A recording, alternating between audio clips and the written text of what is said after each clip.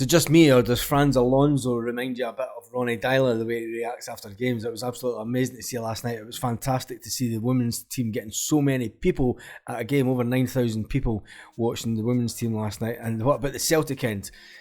That did look fantastic, and it gives us a little glimpse onto what we could have at Celtic Park. I'm going to talk about James Forrest and Lil Abada today, and I'm going to talk about James Forrest for a few reasons.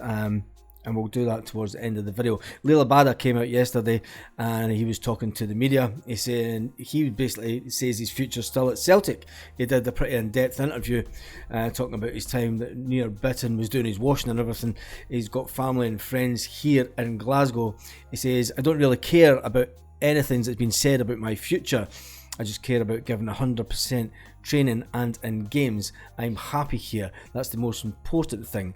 We have won the league and we have targets to win the Scottish Cup and complete the treble. That's our complete focus and our target. For me right now, I am Celtic and I don't care about the summer or anything else.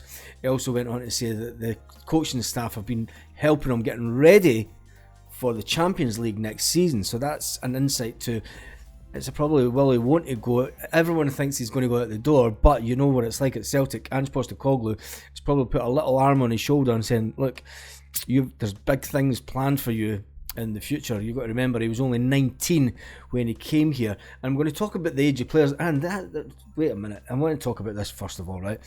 There's been loads of fanfare about Callum McGregor the past couple of days, and don't take away anything from Callum McGregor and what he's achieved as Celtic captain and a player, but there's a forgotten man at Celtic that's actually been here longer than Callum McGregor, and it's James Forrest, and he doesn't seem to be getting any recognition at all right now. James Forrest joined the Celtic Youth Academy at the age of 9 and he worked his way through the ranks into the senior side. James Forrest made his debut at 18-year-old on the 1st of May 2010.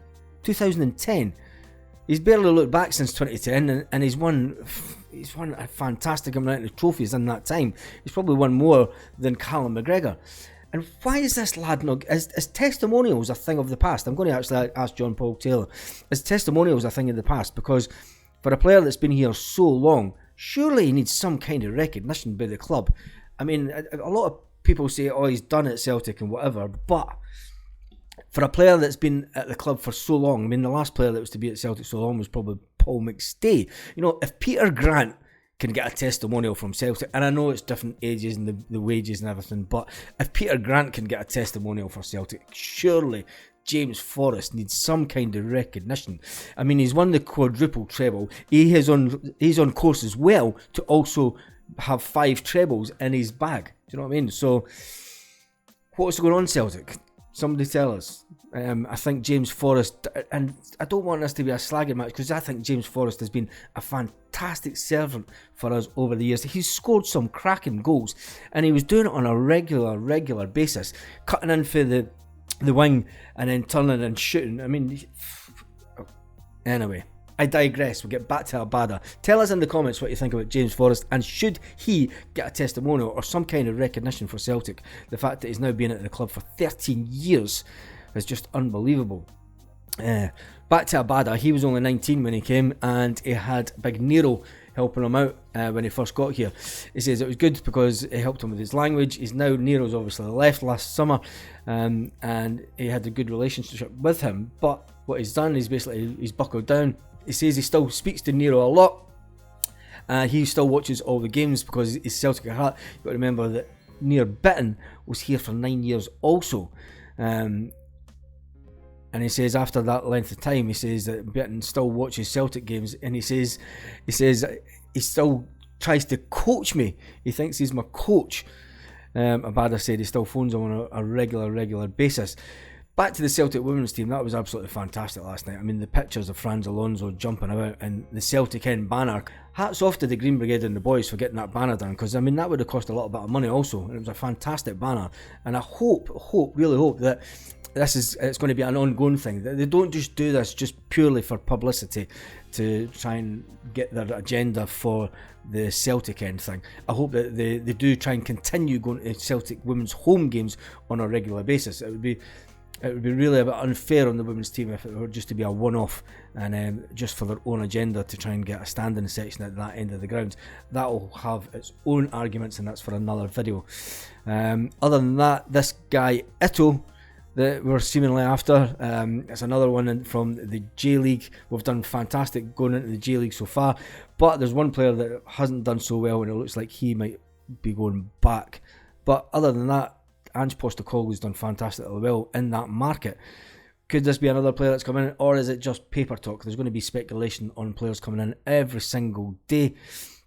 The Celtic women team, they're getting right up there. That draw with Rangers, really, when you put that into perspective now, if they just got the whole 3 points rather than the draw, it would have been 2 points in front of Rangers. But now I think it's 4 goals to the better. So yeah, it's all to play for. What a day to be a Celtic fan. Anyway, we play them this weekend. What do you think the team will be? I think it'll be the strongest team possible. There is a couple of videos going around of players, people that seen Ange after the game for the B team the other evening, and it was good to see Peter Lawwell. There was one of our very own followers asked Ange Postecoglou if he was going to get a 10-year deal and £10 million, and Ange said, turn around and ask him, he's there. And Peter Lawwell just glanced. I would ask Peter myself, and Peter knows that I wouldn't ask him. I'd just ask him straight, look, are you going to get this man tied up on a deal or what?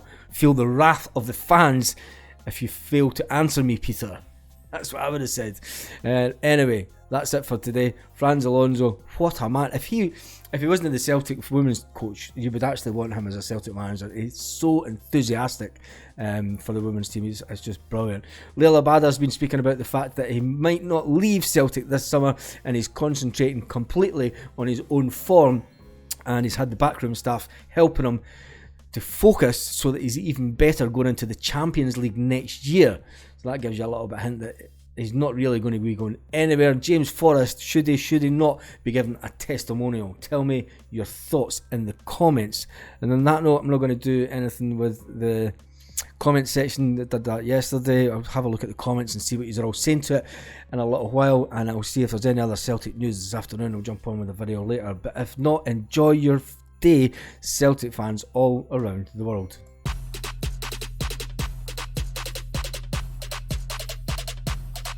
Lit. Roll up to the party, roll up to the party, roll up to